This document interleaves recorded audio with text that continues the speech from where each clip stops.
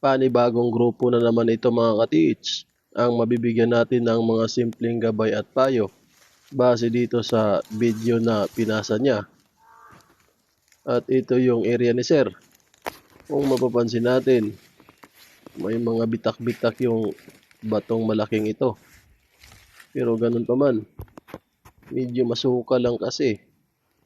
Maghanap pa rin tayo dito ng baka makakita tayo ng mga on the spot sign. Yung tipong enclosed rock pressure deposit na sa loob lang ng bato. Ayun may butas dito sa ilalim. Pwede yun sir, sundan mo sir kung saan nakaharap yung butas na yan. Naka-island pababa. Madumi lang, maraming damo. Ganitong klaseng mga sign bitak-bitak, tagusan, sapa ang tinutukoy niyan eh. Pero pag putol, tunnel. Oo nga pala mga ka-TH, magbibigay ako mamaya ng entry number para sa raffle draw natin ngayong katapusan. Kaya subaybayan lang ninyo ang bidyong ito. Paunahan na lang kung sinong unang makakomment sa baba. Siya ang masasama o di kaya masasali sa raffle draw para sa free thermal scanning sa mga area ninyo.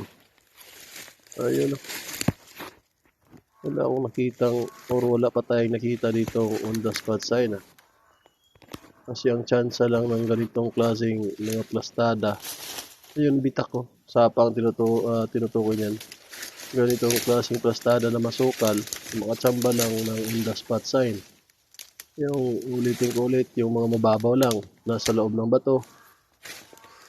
Pero ang mas mainam sana gawin ni ka-TH nito dapat may metal detector siya para diretsuhan na agad. Ayun delikado ito sa banakon. Yung kubra o di kaya banakon. Ito na nalinisan niya para nakatayo. Ang ganyan kasi nakatayo alanganing ibon. Ngayon bato na sa gilid niya. Hindi na videohan. Ang tinutukoy niyan yung mga lumang punong kahoy. Ayun ito. Ito lumang punong kahoy ito malapad na sa likuran. Ang entrada ng tunnel malapit sa lumang punong kahoy. Pwedeng ganon. O di kaya mga lumang bukal ng tubig. Doon ka makakita ng mga giveaway. Pero dapat may metal detector ka sir dahil hindi ka man masyado marunong magbasa ng sign. Tunnel ito pag ganito ang sundan natin.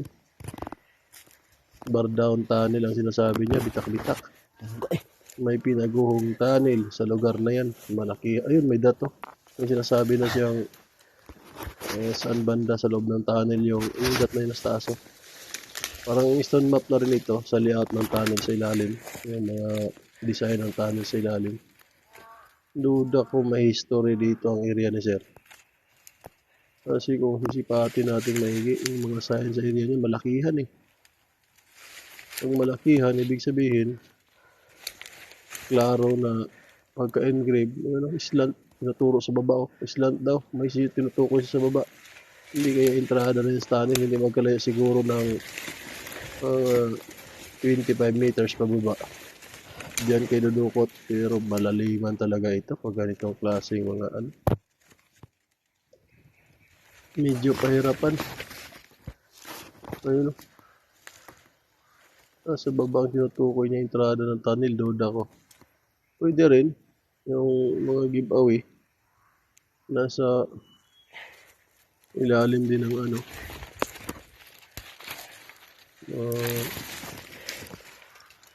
malapit sa lumang punong kahoy o di kaya nasa malapit sa lumang bukal. Malapad pa naman. Yun foot marker, travel left side, yung may dot. Wala akong nakita on the spot sign dito. Yung mga mababaw lang.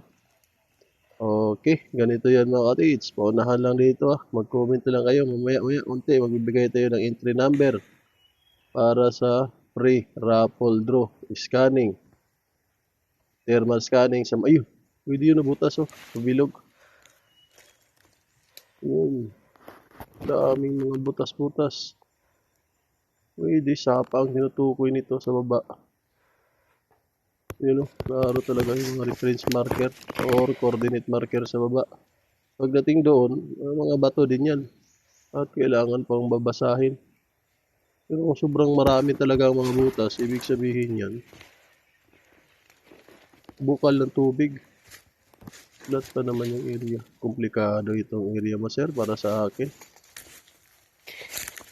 Kasi, ano ito eh,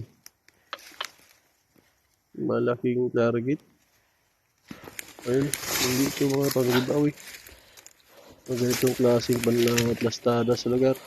Okay, ito na yung hinihintay niyo mga ka-teach. Magbibigay na ako ng raffle entry number 1, 5, 6. Ulitin ko ulit. 1, 5, 6. Yan. Isulat ko na lang. Ligit ko noon. Ayan yung number na yan. Ligit ko. Para makapasok kayo sa raffle draw ngayong katapusan. Sinong mauna, mag-comment sa baba. Pakilagay na lang ang 156 para mabigyan ko kayo ng raffle entry. Hindi mabigyan, mag-comment na ako sa baba kasi alam ko naman eh. Meron talagang mag-comment dyan sa baba eh. Kaya pag-replyan ko agad, siya na yung makukuha. Na siya na ang masama ang pangalan niya sa raffle draw para sa free thermal scanning sa area ninyo. Dito tayo ka sir. Sus.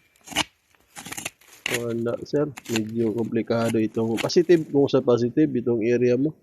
Pero para sa akin, komplikadong birahin ninyo lalo na kulang ka sa gagamitan at kulang ka sa financing.